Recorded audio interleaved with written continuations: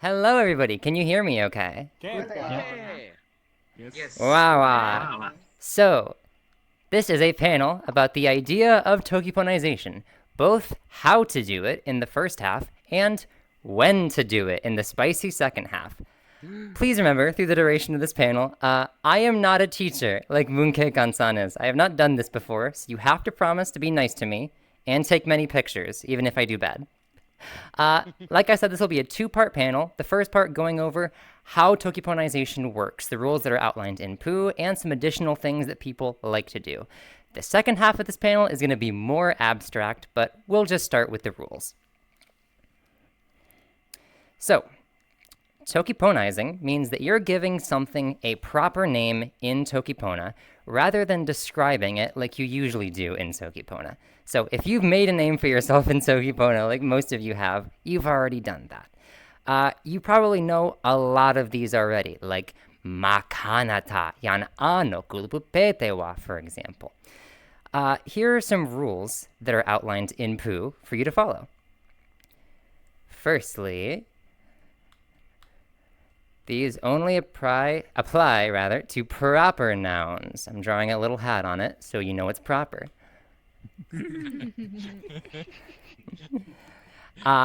So a proper noun, if you're not familiar, means that this has a given name. In English, this means you're capitalizing the first letter of it. You wouldn't say kili panana for a banana. When you write a proper noun in Tokipona, it becomes an adjective. And this means you'll need to give it a head noun. A head noun is whatever you attach to the beginning of the word, like yan for people, yan ano. You do this every time you want to state its name. Though note, this is a Pooh rule, and a lot of people drop head nouns completely for names, especially in informal contexts. So you might even see a lot of that here. Let's see.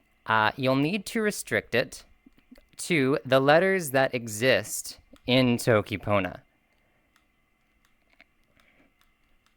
which is limited. You'll also need to restrict it to Tokipona's syllable structure, which is C, V, and N, with parentheses, usually written around both of these. These parentheses indicate that whatever is in them is not always necessary. So if you add an N to the end of a syllable, that's up to you. And if it's the beginning of the word, the consonant at the beginning is not necessary. Like yan ano, for example, begins with a vowel because that first syllable is an A. Let's see, what else? You'll also need to keep in mind some of the banned sounds or writings that you cannot use. So these include, let's see, we have T and teen per Pooh become C and seen in whenever you're tokiponizing. This is because the syllables T, ki, and C are very hard to distinguish for some speakers of some languages. And in that same vein, you can't have any wo, wu, or yi.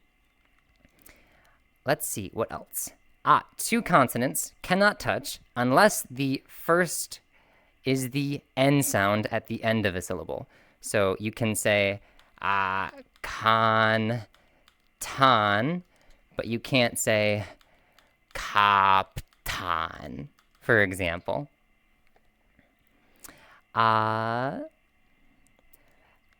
One more rule. A lot of people like keeping syllable count in whatever they are tokiponizing, but it is important to note that this is not an actual rule that is written out in Lipupu.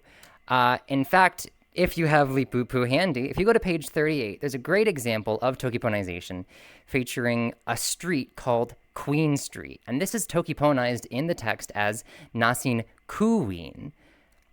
I don't want to necessarily encourage or discourage this. I just think it's important to note that allowing syllable flexibility can hugely enhance the recognizability of whatever you're saying. You don't have to stick to just how many syllables it has within it. Let's see.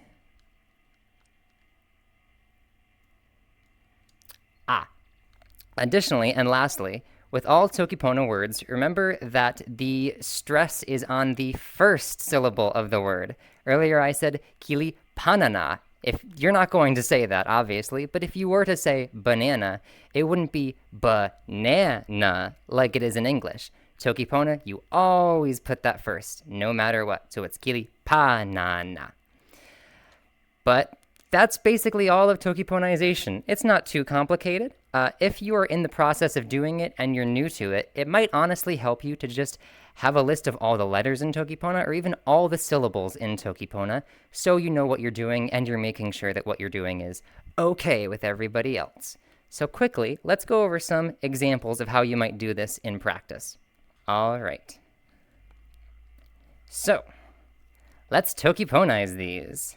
So, Hannah is immediately tough because there is no H sound in Toki Pona. So if you want that H sound, if you think it's really important to what you're doing, the closest I would think you could get is Yana, because that Y sound is the closest thing Toki Pona has to a H sound as far as I see it. You could also do Yankana like they suggest. I want to personally state I don't like Yana because if Hannah identifies as a person, then Yana is kind of a silly name. Here I would recommend something more like Anna, or if you still want to keep that first consonant, seek something else in Toki Pona that you like. For Claire, we have, let's see, Claire is one syllable, but the closest you could get with one syllable is probably yan le. So this is one where I think it's pretty feasible to stretch it out.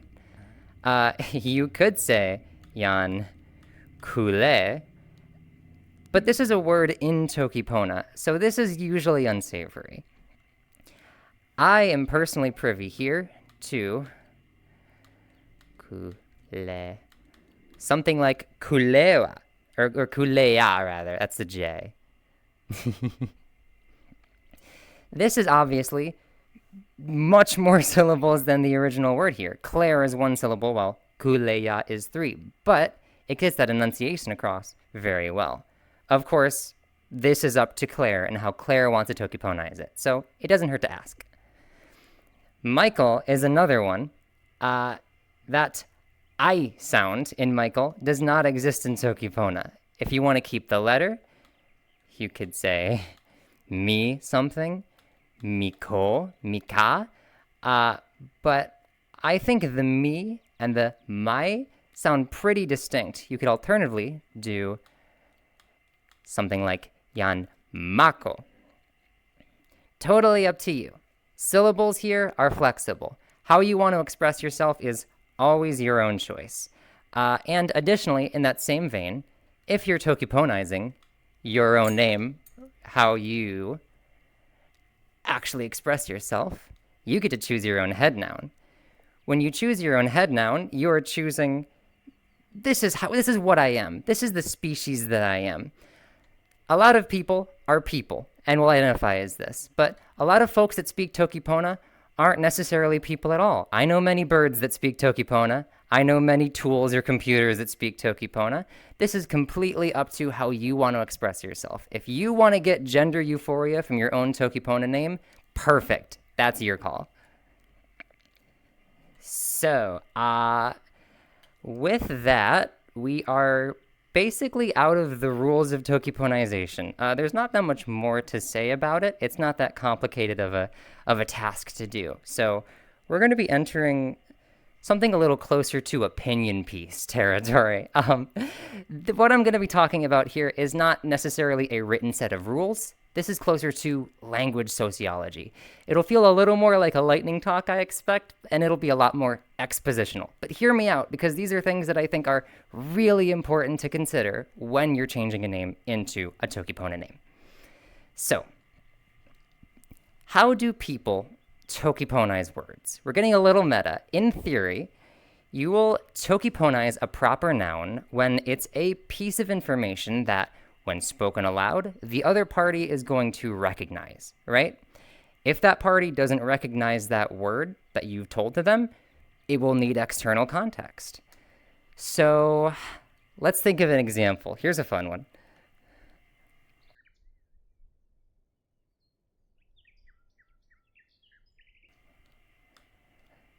If you're an American and you hear Yan Opama, you might immediately know what that is. That might immediately come into your mind. Miso ne Yan Opama or Yan Pawak Opama. This is probably pretty relevant to your life as an American.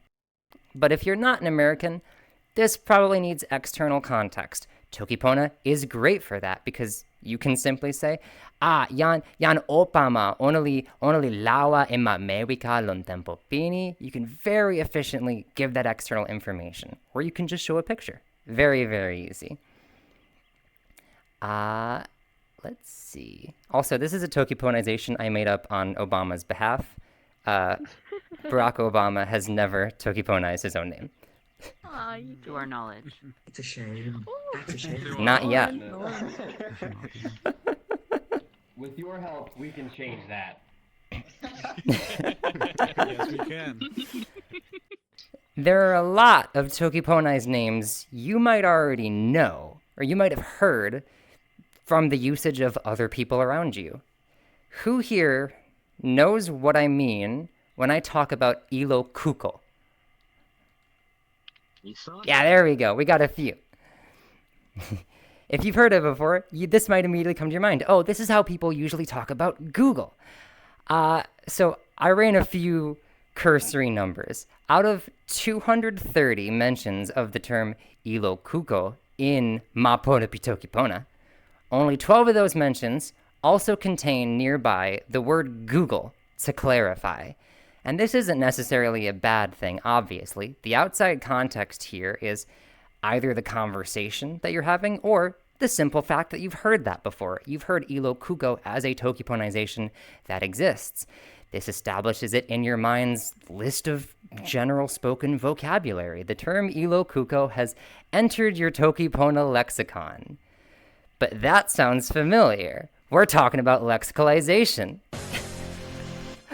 So this is a little more fiddly of a point. If we tokiponize everything, theoretically, this can't happen, but if we were to tokiponize everything, and we establish an agreed upon name for every term, if it's agreed upon, no active tokiponization exists, right?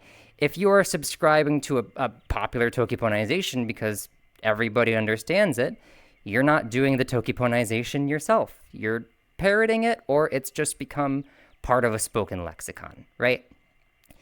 Granted, if it's a good tokiponization, it's good. If you can't think of a better way to express Google besides ilo kuko, then ilo kuko should remain as it is, and that should be what you use because that's what you think is best. But think about all the tokiponizations you know, like ilo kuko or ilo siko or ilo yutu or muzi wiasa. We speak these a lot. The fact that these exist in the language is not harmful, right? They just exist as they are, and they convey an idea. But when there's no variation, it does beg the question, is this how you would tokiponize this if you were just left to your own advices? Are you following what another person has said? How would you tokiponize it alone? The example I like to give here is ilo siko for Discord. This is one that I see all the time, and this is helped by the fact that Discord is a place that Toki Pona is spoken all the time, probably more than most places. Personally, if I'm trying to express the idea of Discord, I do say ilo siko because that's what I've heard, and that's also what's understood by the most people, right? But if I was alone, I wouldn't personally call this ilo siko. If I had never heard this, I would call it ilo tesuko. And in my mind, I kind of prefer ilo tesuko. But I wouldn't be as understood as I am saying ilo siko. That's why I say it. I would argue this is an amount of tokiponization, or lexicalization rather. It is tokiponization. Just because it becomes established in a greater base of knowledge amongst people, right? As a little thought experiment, I want you to think about, instead of just giving names to these two, how would you describe Discord or Google? The idea of how these things operate without the name. If you didn't have that name as a catch-all to get it out of the way, how would you describe what Google does for information, or how you use it? Or what Discord does for information? Maybe somebody's never heard about it before. This is your homework.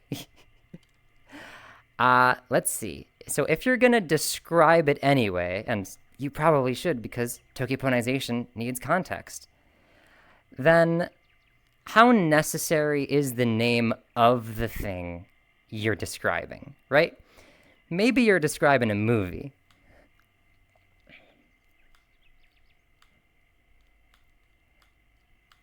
Here's a movie. You can describe a lot of things about this movie without the name of the movie, right?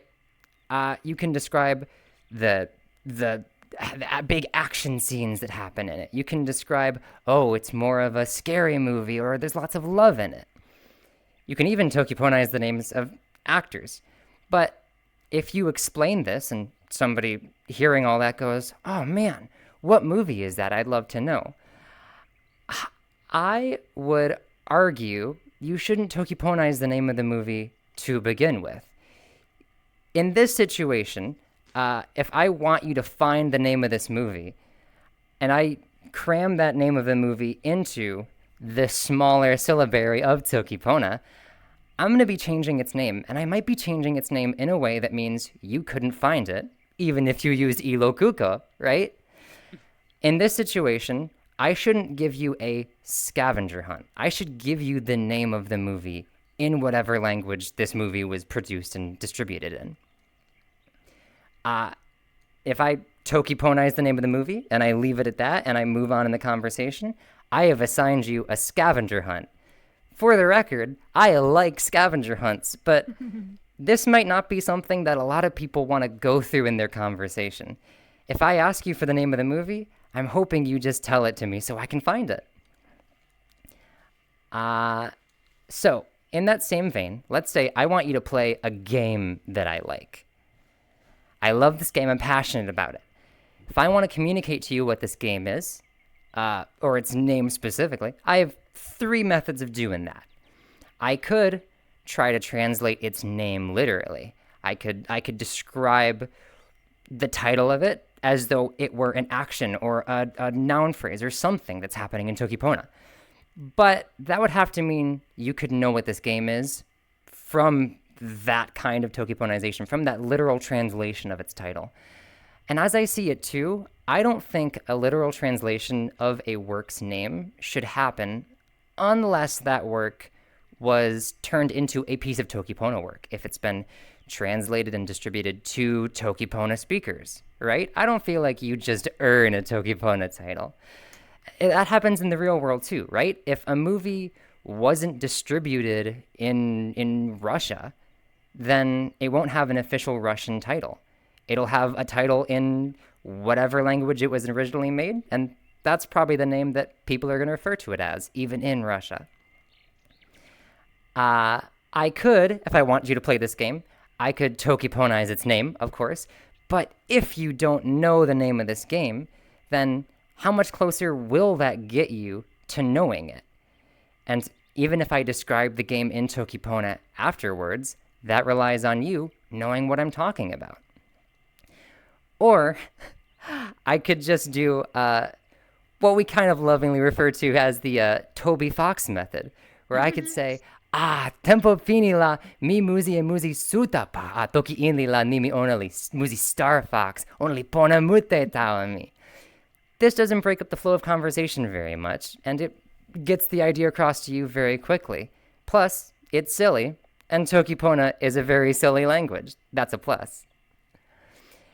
And for the record, if you are tokiponizing and you can get close to that original word, that original title, do it. That's great. names in things like Japanese or Spanish are often really, really good for this because of their similar syllabaries. But remember that Toki Pona's syllabary is small and doesn't innately lend itself to matching the loan word in a meaningful way. If you cannot really get close to what the original word is and explaining it wouldn't add anything to the conversation, you should just state its name, I feel. Let me give you an example. So there is a sticker on the back of this avatar that has a face that looks like this. And this sticker was the topic of a conversation I was having. Some people were saying like, oh, it kind of looks like a little cat. And I was like, yeah.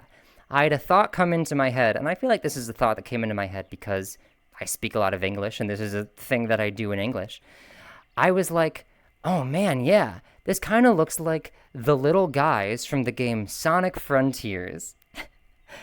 And as a Toki Pona speaker, my initial thought there was, okay, well, I should Toki Ponize Sonic Frontiers, and then I should explain what happens in Sonic Frontiers.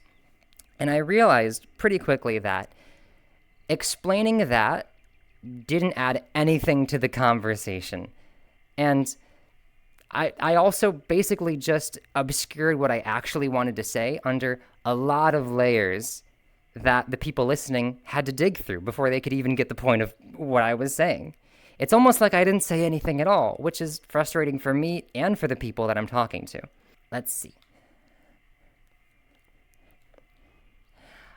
Another thing to remember if you're describing it, Toki Pona is vague. And this is really obvious to a lot of you, but I think this bears repeating. If the piece of information is pertinent in any way and it needs to be understood, then you run a risk if you convey it in Toki Pona, no matter what, right? This doesn't mean it can't be understood just fine. It depends on what the actual context or what you're saying is, but you need to, rather, weigh the value of communicating this piece of information in Toki Pona with the importance of this message. Think about it. If there's a fire and we do share a language, you probably wouldn't give me directions in Toki Pona. I would at least hope you respect me enough not to give me directions in Toki Pona. If somebody in a community is talking to others in a way that's, say, like uncool to a minority group, then they should know why that's uncool.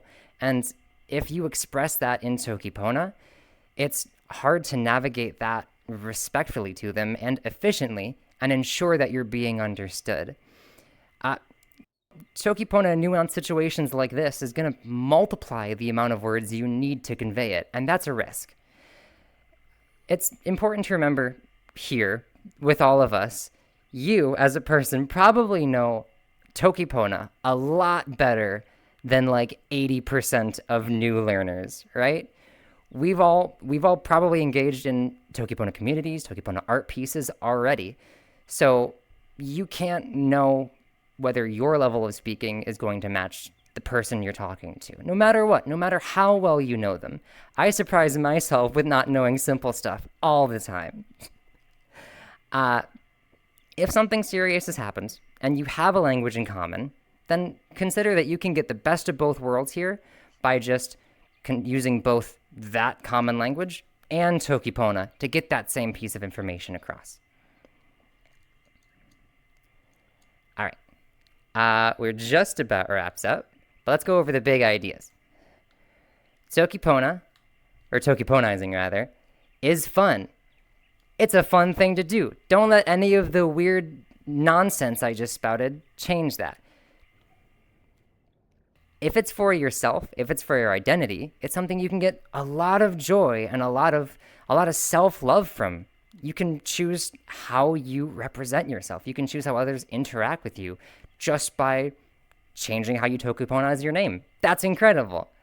If it's for something you know, then you can add a new dimension to conversation by choosing to Toki Ponize it. If the person you're talking to is in a state of conversation where they want to go on a scavenger hunt, they want to figure out what it is you're talking about, then that's perfect. But remember, tokiponization is not a substitute for information about the thing in any language, right? Its name, its qualities, its discerning attributes are harder to convey and interpret in Toki Pona. Toki Pona also is wordy. So please be respectful to who you're talking to. Try not to give them a scavenger hunt if it doesn't make sense to. And if it's important, weigh the value of saying it in Toki Pona. In this community specifically, I've made a point to avoid Toki Pona Tasso moderation. I feel like that leads to a lot of situations of ambiguity because Toki Pona is an ambiguous language. That's part of the fun. Any Toki Pona Tasso you're doing, especially complicated Toki Pona Tasso, is gonna select for the people that know Toki Pona well.